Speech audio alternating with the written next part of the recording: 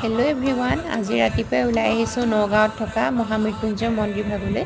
মনত বহুদিনৰ পৰা হেঁপাহ পুহি ৰাখিছিলোঁ মহামৃত্যুঞ্জয় মন্দিৰলৈ আহিম বুলি, কিন্তু আহিব পৰা নাছিলোঁ।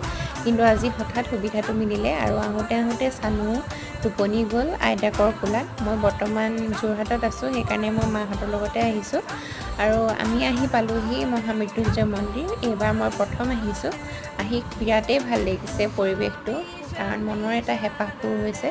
আৰু তাত ধূপ চাকি জ্বলাই অহাৰ পাছত মই ওপৰলৈ উঠি গ'লোঁ মন্দিৰ ভাগলৈ, আৰু ইয়ালৈ লৈ যাব লাগে পূজাৰ সামগ্ৰীখিনি। আৰু তেতিয়া তাত পূজাৰীয়ে মন্ত্ৰপাঠ কৰি দিয়ে, আৰু সেৱা কৰাৰ পাছত প্ৰবাদ আছে যে ইয়াৰ চাৰিওফালে 7 পাক ঘূৰিব লাগে। মই 7 পাক ঘূৰিলোঁ, আৰু তাৰ পৰা অহাৰ আগে মই কেইকপিমান ফটো মাৰি থলোঁ আৰু আপোনালোকৰ লগত শ্বেয়াৰ কৰিলোঁ।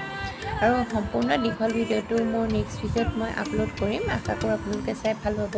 আৰু আজি মিনি ব্লগ